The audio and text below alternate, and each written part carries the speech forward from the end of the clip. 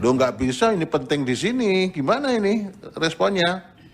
Ini KPU kok nggak serius gini gimana sih? Tolong disampaikan KPU harus serius itu. Baik. Jadi sejak Pilpres kemarin KPU nggak serius itu menanggapi persoalan-persoalan ini.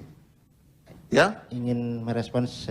Ini bentar, itu harus disampaikan itu terhadap komisioner itu. Baik, pimpinan majelis. Ya? Komisionernya ada berapa? Yang hadir di panel 2, panel 3 itu ada Pak Yulianto Sudrajat sama Pak. Mestinya harus hadir itu. Kan sudah dibagi di panel 1, panel 2, dan panel 3 kan? Betul, majelis. Kenapa belum hadir itu? Pak, infonya dari teman-teman sekretariat bahwa Pak Idam sedang ada agenda untuk acara teknis persiapan pilkada. Untuk Pak Yulianto Sudrajat sedang menerima teman-teman provinsi untuk konsultasi terkait pilkada. Berarti di mahkamah dianggap tidak penting ini?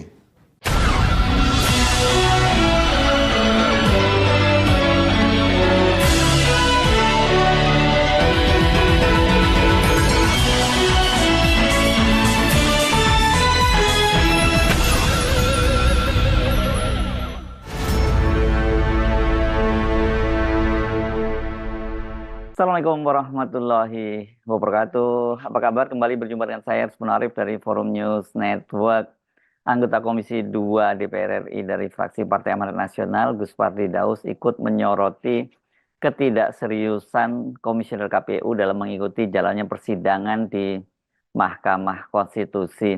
Soal ini jadi banyak sekali mendapat perhatian di media maupun media sosial, menyusul kemarahan dari Hakim Mahkamah Konstitusi Arief Hidayat, ya, karena pada waktu dia memimpin panel 2 Hakim Mahkamah Konstitusi yang menyidangkan gugatan dari Partai Amanat Nasional di Lahat Sumatera Selatan itu, ternyata tidak ada satu orang pun komisioner dari KPU yang hadir. Padahal kan ini sekarang ini sedang berlangsung sidang gugatan pemilihan legislatif di Mahkamah Konstitusi yang dibagi dalam beberapa panel. Ada panel 1, panel 2, dan panel 3. Dan di setiap panel itu ada komisioner KPU yang harusnya hadir karena mereka yang menjadi termohon.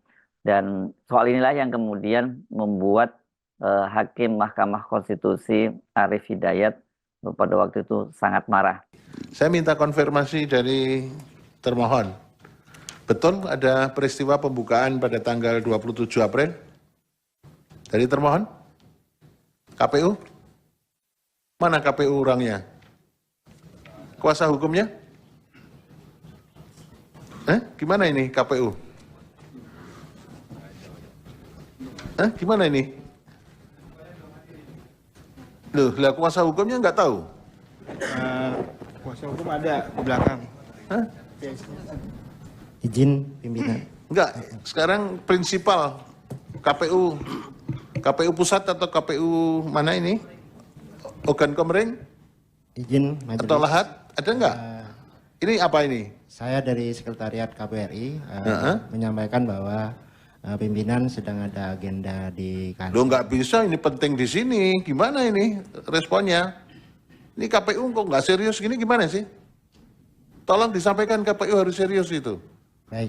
Jadi sejak Pilpres kemarin KPU nggak serius itu menanggapi persoalan-persoalan ini. Ya? Ingin merespons.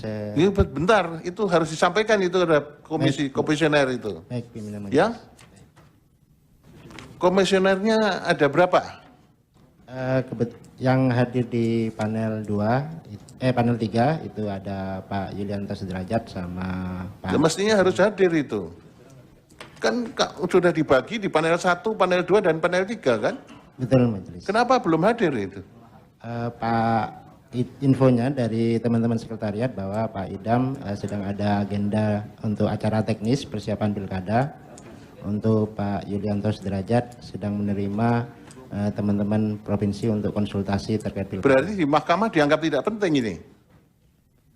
Sudah ada kuasa hukum, majelis. Kalau itu begitu kuasa hukumnya yang menjawab kan? Baik. Siapa kuasa hukumnya? Dari PAN kuasa hukum. Untuk menjawab, merespon permohonan ini ditugaskan kuasa hukumnya siapa? Untuk perkara PAN kuasa hukumnya Bengawan Majelis. Mana orangnya? Kami dari Bengawan Majelis. Iya. Untuk Anda harus tahu persis, kan sudah jadi di kuasa, mestinya harus tahu persis. siap Majelis yang mulia. Gimana? Memang ada pembukaan ini? Dari daerah belum ada kronologi belum menceritakan hal-hal tersebut dan belum kita konfirmasi. KPU Lahatnya atau KPU Ogan Kemering nggak hadir ya? Belum hadir. Oke, ya udah nanti direspon ya. Siap melalui Ya jawaban. yang benar, yang serius gitu loh. Siap. Ini persoalan penting, persoalan serius ini penyelesaian sengketa di mahkamah. Karena menyangkut hak konstitusional warga, pemilih, hak konstitusional para caleg harus diselesaikan secara sebaik-baiknya ya. Mahkamah aja menyelesaikan ini dengan serius ini. Ya. Ini untuk menjadi perhatian semua orang ini. Ya. Negara demokrasi Indonesia itu demokrasi berdasar Pancasila. Semuanya harus serius. Pasal 22 mengamanatkan pemilihan umum harus diselenggarakan luber dan jurdil. Stakeholder seluruh yang terlibat harus benar-benar menyelenggarakan sebaik-baiknya dengan itikat baik. Jadi itu harus jadi catatan kita. Ya, sekali lagi nanti minta tolong direspon. Nah, sebelumnya ini kuasa hukum dari Partai Amanat Nasional itu mempersoalkan pembukaan kotak suara oleh KPU di Lahat yang ini yang menjadi persoalan dan kemudian yang membuat PAN kemudian menggugatnya ke Mahkamah Konstitusi karena mereka ini Partai Amanat Nasional merasa dirugikan oleh tindakan KPU. Kemudian sebelum saya membacakan petitum yang mulia, ada hal yang perlu saya sampaikan kepada mahkamah. Ya. Tapi ini di luar dari permohonan kami. Wah, kalau di luar ngapain disampaikan di sini? Tapi ini untuk perlu diketahui yang mulia karena berkenaan dengan termohon yang mulia. Ya, apa itu? Pada tanggal 27 April kemarin. Sebentar, perlahan-lahan.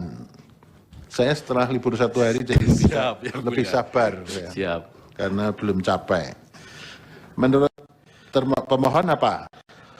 27 April kemarin. 27 April. Termohon dalam hal ini KPU Kabupaten Lahat. Ya.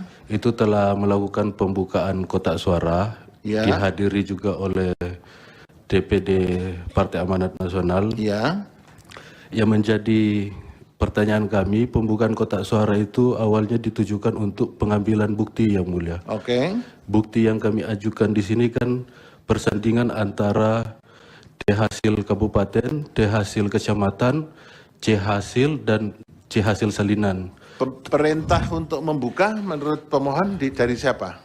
Dari KPU RI katanya yang mulia. Oke. Cuma bukti yang diambil itu tidak ada sama sekali yang berkenaan dengan C hasil yang mulia. Oke. Sedangkan menurut hemat kami, semestinya yang jadi pokok permasalahannya adalah C hasil yang tidak ada tidak konsisten dengan D hasil. Jadi yang harus dihadirkan mestinya C hasil yang mulia. Tapi di berita acara itu yang diambil oleh KPU justru daftar hadir. Anda punya berita acara pembukaan? Ada yang mulia. Kami baru terima tadi pagi informasinya yang mulia. Oke, nanti ditambahkan sebagai bukti ya. Siap yang mulia. Oke. Kemudian saya lanjut ke petitum yang mulia. Ya, ini petitumnya untuk perkara yang di Lahat ya. Iya yang mulia. Oke, tadi nanti yang perkara yang di tadi mana? Pertama tadi? Ini saya langsung bacakan aja yang mulia. Oke, ini sudah seluruhnya ya. Silakan baca seluruhnya petitumnya. Berdasarkan uraian tersebut, maka dapat kami uraikan petitum kami sebagai berikut. 1. Mengabulkan permohonan pemohon untuk seluruhnya. Ya. Yang kedua, membatalkan keputusan Komisi Pemilihan Umum nomor 360 tahun 2024 dan seterusnya sepanjang daerah pemilihan Ogan Komering Ilir 6 dan daerah pemilihan Lahat 2. Lahat 2, ya. 3. Menetapkan untuk dilaksanakan penghitungan suara ulang pada daerah pemilihan Ogan Komilir 6 dengan TPS-TPS yang telah disebutkan yang mulia. Ya, ada 4. di sini ya.